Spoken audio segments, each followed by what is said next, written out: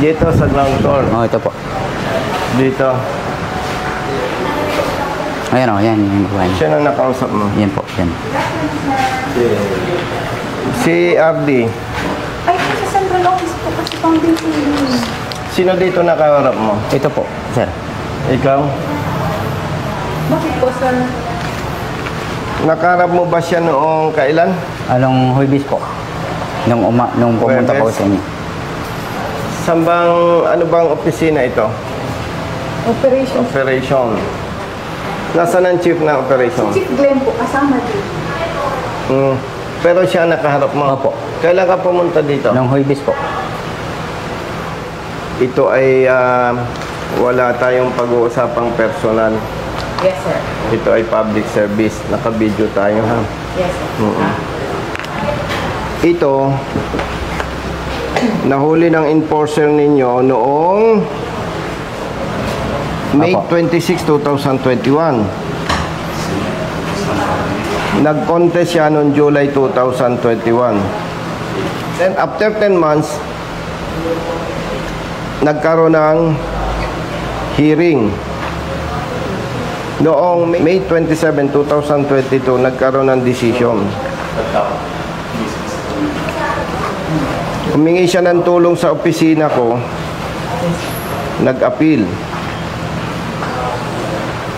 Ngayon, nabigyan ng tamang pansin yung kanyang appeal. May tumawag sa kanya, informing him na yung kanyang lisensya pwede na niyang kunin. Nung makaharap mo siya, anong naging usapan niyo? Bali, doon ko po inabot, doon sa kabilang pinto po. Kailan yan? Huibis po, Huibis. Kailang Webes? Hindi ba ngayon, Huibis ngayon po? Nung Okay.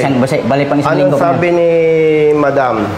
Ang binasa po niya dito, ang sabi po ni ma'am, bali lumabas po siya dito, inabot po sa akin. Bali para pabulong po niya kasi marami pong tao dyan. Ang sabi niya, sir, wala pong nakalagay dyan na payment na 1,000 ang babayaran nyo. Yun pong sabi ni ma'am. Tapos nung inabangan ko po siya uli na kasi lumabas po siya. Pero nakaharap mo siya. Yes, sir. May ibinigay siyang papel. Anong ipinaliwanag mo sa kanya? Ang basis ko lang po is yung sa resolution. Wala Aling resolution? yung pinareceive sa amin na yung Pero wala naka-indicate na may naalala mo ito?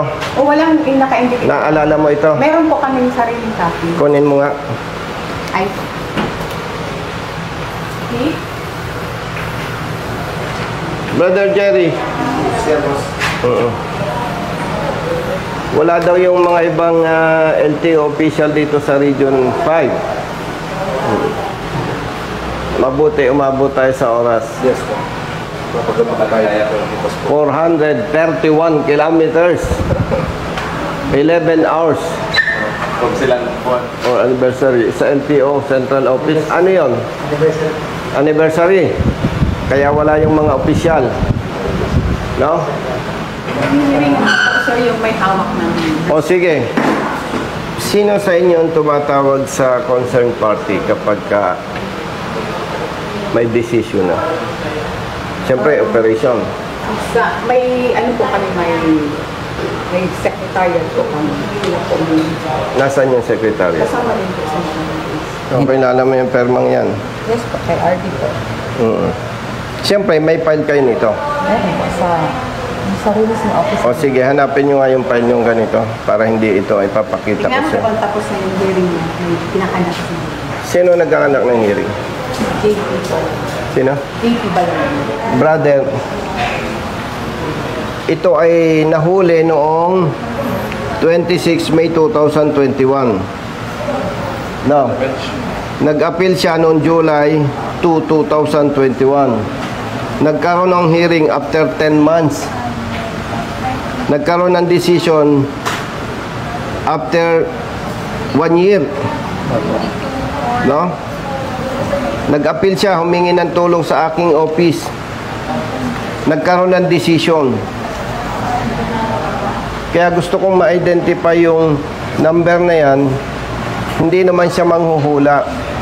Pumunta dito. Unang punta niya nung Lunes, Opo, holiday. holiday. Atris. Umuwi siya, brother, ng Batangas. Bumalik uli siya, nakausap si Madam. Ang sabi, kailangan magbayad ng 200,000. Ay samantalang ang resolution, napakalinaw. Ibabalik sa kanya ang lisensya, ang babayaran na lang niya yung violation sa social distancing. Kaya ko siya sinamahan, ang tagal-tagal na na-resolve, tapos nagpabalik-balik pa siya, samantalang may resolution na ibalik ang lisensya sa kanya, magbabayad lamang siya ng... Gusto ko kunin mo yung file, Gusto ko kunin mo yung file ninyo. I-check ko po, congressman sa... Oo, kasi photocopy ito eh. Yes. Ayaw ko din naman na maging para sa'yo na ang pinipresent ko photocopy. Ito naman, copy pa ni sa aming office. O sige, tingnan mo. I-check ko po. Kasi traffic adjudication and appeals board po. Oo. Kumawa, tatanong ko po sa dati. Sige, pasuyo nga. Pasuyo. Pakihanap mo. Sige. Okay. Ano, brother? Yung dating humawak po niyan, congressman is yung dati sa taas pa po. Sino? Wala pa po dito sa... Si Miss Achi po. Okay, ganito. Wag na nating pahabain. Hindi mo kaya ma-produce yung original copy? Hindi pa po ko yung custodian. O sige. Tagal mo kasi. Maniniwala ka na ito ay totoo o hindi? O basahin mo yung summary.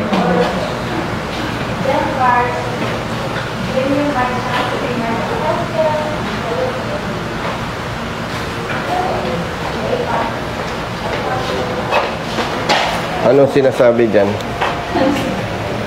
I-release ako ng license. Ang sinasabi niyan, brother, itama mo ako kung mali ako. Magbabayad si driver ng violation doon sa social distancing kasi nung pandemic to eh. At i-release ang kanyang license. Magkano yung pinapatupad ninyong social distancing? 1,000. O 1,000, klaro. Yun ang sinabi sa'yo noong tumawag sa'yo ng Opo. babae. Kasi tinanong ko po kung mayroong pang penalty. Kasi sabi ko po, matagal na po kasi yan. Sabi niya, wala po sir. Kung magkano po yung inano sa inyo, 1,000 lang po yun hanggang ngayon. Oo, tama yun. Pero ito, brother, hindi kita sinasabon kasi hindi naman ikaw ang...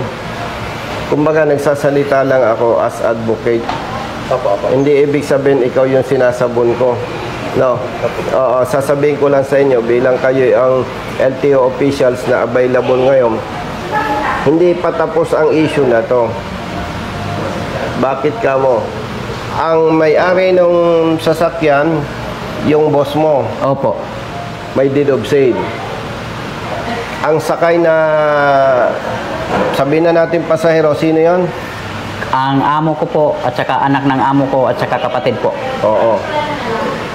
So, pero pinatawan pa rin ng LTO Region 5 ng Colorum. Ibig sabihin, hindi ko pa rin tatantanan yan.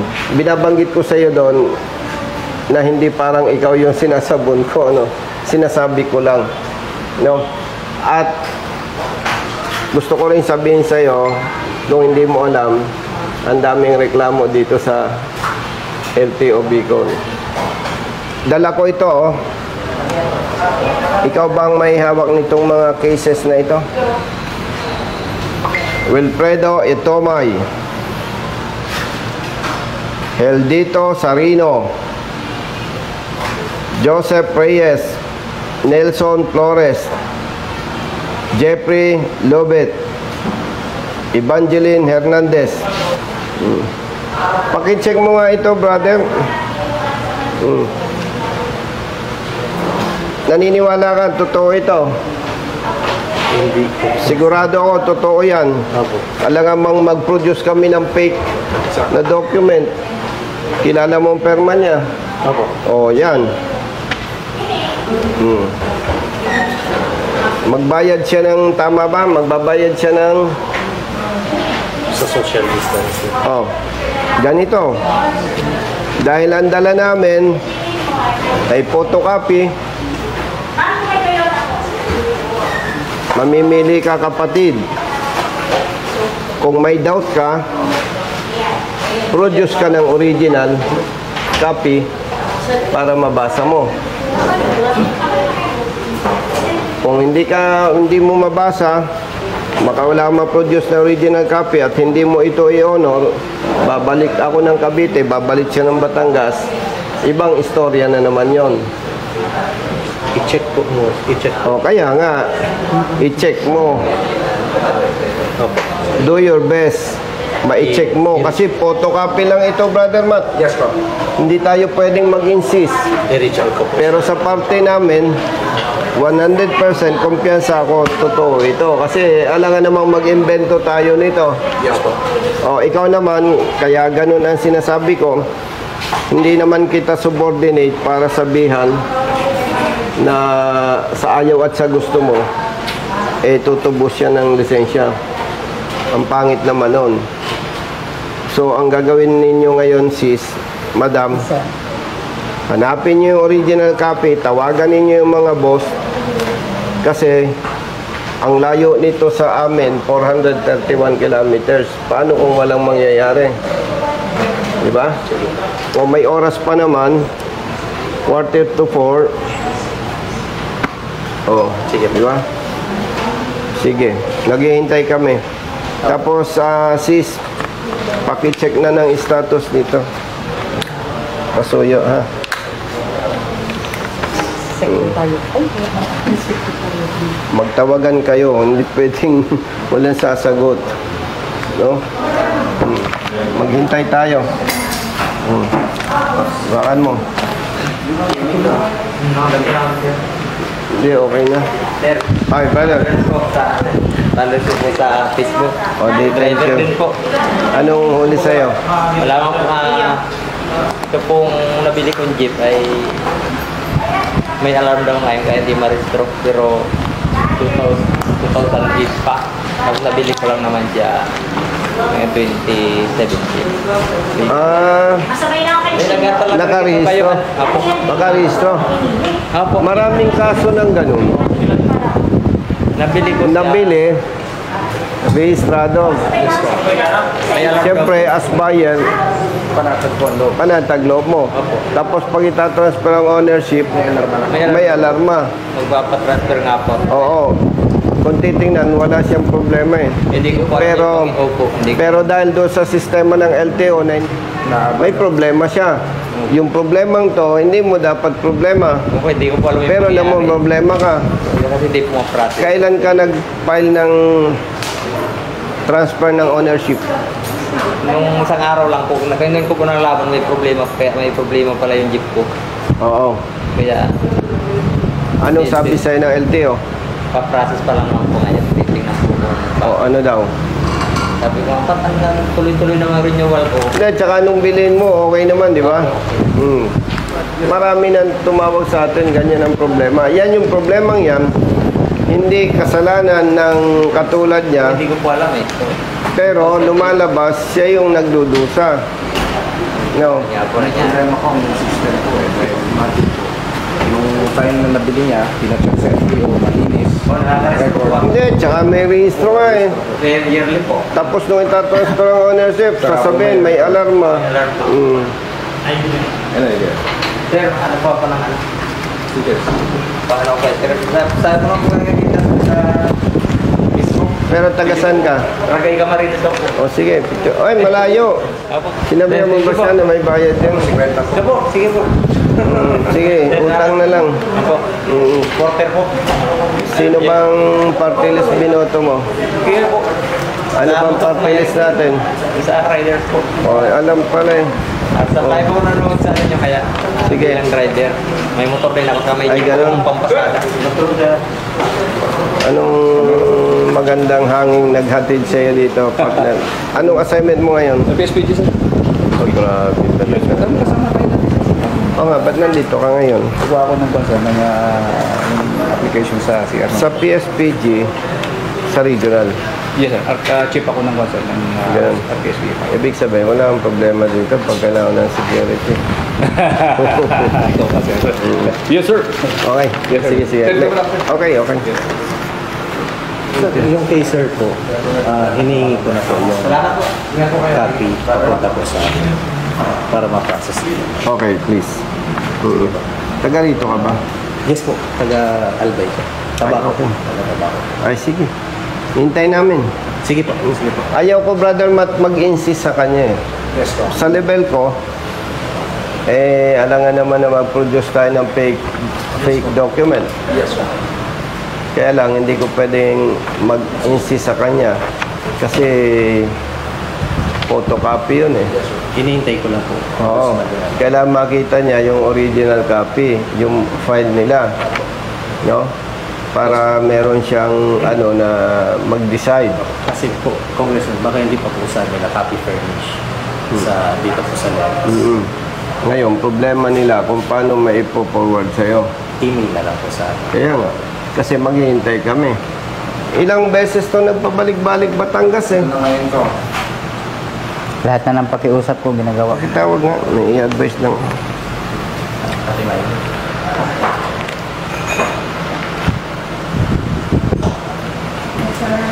Madam, taga rito ka sa Bicol. Tagal ko po. May advice lang ako sa'yo. Next time, pag may dumulog, dapat medyo makulit kayo. Mr. Romeo Katobig, ikaw po ba'y taga saan? Taga Batangas pala po kayo, napakalayo, kawawa naman kayo. Pati nga po ng papel nyo, ano po ba ang kwan nyo? Tapos pag may doubt ka, parang yung hawak mong document, iba sa hawak niya, kausapin mo yung concerned staff. Sir, boss, amo, commander, ano ba ito? Kasi nandito si Mr. Katubig, galing pa ng Batangas. Sinasabi niya na, ang sabi daw, magmumulta lang siya nung ganitong halaga, i-release ang lisensya. Nagpabalik-balik naman to. Kasi usually, sir, ang nagiging experience ko dito, pumupunta muna sa taas, tapos kinukuha nila yung original na reso, tapos ibababa nila sa akin, tapos sabihin nila na ganito yung babayaran nila lang. Hindi, kasi Brother Matt, nakikita ko dito, may maling sistema eh. May maling sistema eh. May resolution dapat may... Ano ba ang proseso nyo? Hindi ba talaga kayo dapat parnisan ng resolutions? Ay katulad nito, pumunta dito, kasi may tumawag. Yan po sa case, nandoon po sa may hawak ng reso na sa Hindi. May tumawag sa kanya. Sir Katubig, pwede mo nang kunin yung lisensya mo, magbabayad ka ng social distancing. May resolution na, 1,000 lang. So, from Batangas, pumunta dito. So, saan siya pupunta? Natural dito. Tapos, yung sinasabi niya, madam, hindi ka kumbinsido, magkaiba kayo ng sinasabi. Di ba dapat ang ginawa mo, kapatid, umakyat ka doon sa taas? Sir, ano ba sinasabi nito, Mr. Katubig? May resolution ba tayo dyan? O di magkakausap, hindi siya maperwisyo. Pakisuyo, ayusin niyo yung sistema. Binabanggit ko lang ito, hindi ko kayo sinasabon kasi hindi naman ikaw ang chief dito. Hindi naman ikaw ang chief ng adjudication, ng affiliate board. No. Kaya lang nababanggit ko, kawawa yung katulad nito. 3 months na lang, 3 years na siyang walang hanap buhay na pagdadrive. Nagtitinda na lang siya ng tulak kariton. Kaya ito, hindi pa ako tapos kasi talagang baka nalilibang yung concerned personnel o staff. Dapat talaga ito paimbestigahan kapatid, ano nang balita doon sa inihintay ko?